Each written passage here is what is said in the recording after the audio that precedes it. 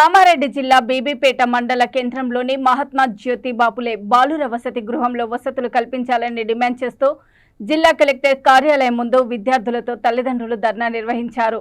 విద్యార్థుల వసతి భవనాన్ని వెంటనే వేరే ప్రాంతానికి మార్చాలని విద్యార్థుల తల్లిదండ్రులు డిమాండ్ చేశారు.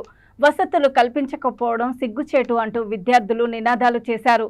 ఈ సందర్భంగా విద్యార్థుల తల్లిదండ్రులు మాట్లాడుతూ కేంద్రంలో మహాత్మా జ్యోతి బాపులే హాస్టల్ బిల్డింగ్ మార్చాలని పలుసార్లు జిల్లా కలెక్టర్ దృష్టికి తీసుకెళ్లడం జరిగిందని వారు తెలిపారు.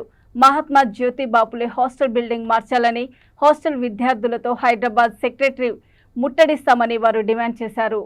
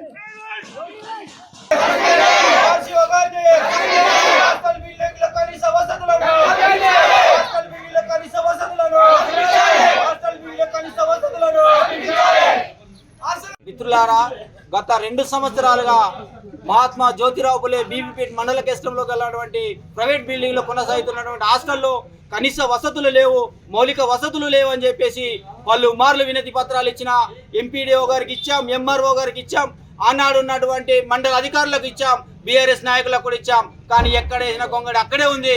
కానీ ఎక్కడ కూడా అలాంటి సమస్యలు పరిష్కారం చేయడానికి కూడా కనీస ప్రయత్నం చేయకుండా ఈ రోజు గత్యంతరం లేక ఈ రోజు పిల్లలను పట్టుకొని కలెక్టర్ గారికి విన్నవించుకుందామని చెప్పేసి కలెక్టరేట్ కొరకు వస్తే కూడా ఇక్కడ కూడా పోలీసులు అడ్డుకొని మీ సమస్యలు చెప్పుకోకుండా చేయడానికి ప్రయత్నం చేశారే తప్ప ఎక్కడ మా సమస్య పరిష్కారానికి దారి చూపే విధంగా ఇక్కడ ఉన్నటువంటి ఎస్ఐ గారు దౌర్జన్యంగా చేతులు చేసుకొని నెట్టివేసి మహిళలను చూడకుండా కూడా చేతులు నెట్టివేసినటువంటి పోలీసుల తీరు ఇది సరైన విధానం కాదని చెప్పేసి కూడా పేరెంట్స్ కమిటీ తరఫున మేము ఖండిస్తా ఉన్నాం. గత 2 సార్లు పోయిన నెలలో ఇప్పటికే 2 సార్లు కలెక్టర్ గారికి వినతి పత్రాలు ఇచ్చాం, సమస్య పరిష్కారం చేస్తామని చెప్పేసి రాతపూర్వకంగా ఇచ్చి నోటి మాటగా ఇచ్చి మామూలుగా ఎంక్వైరీ చేయాలని చెప్పేసి ఒక ఆఫీసర్ని పంపించి అక్కడ కూడా ఎలాంటి సమస్య పరిష్కారం కాకపోవడం వల్లనే ఈరోజు గత్యంతరం లేక పిల్లల్ని దసరా సెలవులకు తీసుకెళ్లిన మేము ఇప్పటికీ మా పిల్లలు మా గ్రామాల్లోనే మా ఇళ్లలోనే ఉంటున్నారు తప్ప ఎక్కడికి కూడా హాస్టల్ వెళ్ళడానికి ప్రయత్నం చేయట్లేదు. హాస్టల్ వెళ్ళాలని పిల్లల్ని బెదిరించినా తిట్టినా వాళ్ళు హాస్టల్ వెళ్ళడానికి జనుకుతా ఉన్నారు.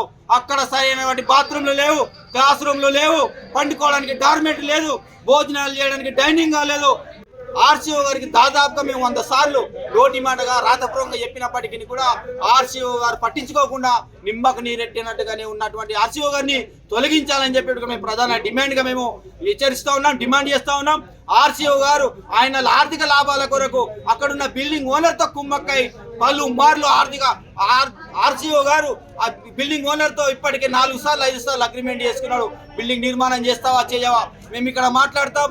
బిల్డింగ్ ఓనర్ పిలిపించి అక్కడ సమస్య వస్తుంది, తక్షణమే నువ్వు బిల్డింగ్ నిర్మిస్తున్నామని చెప్పేసి అక్కడ ఏదో ట్రిప్గా ఒక ఉసుకే ట్రిప్ వేయించి ఒక లోడ్ ఇటుకేయించి ఒక డస్ట్ వేయించి ఈరోజు బిల్డింగ్ పని నడుస్తుందని చెప్పి చూపించడానికి ప్రయత్నం చేస్తున్నది తప్ప ఇదంతా ఆర్సీఓ గారి కనుసంధానంలోనే జరుగుతున్నది.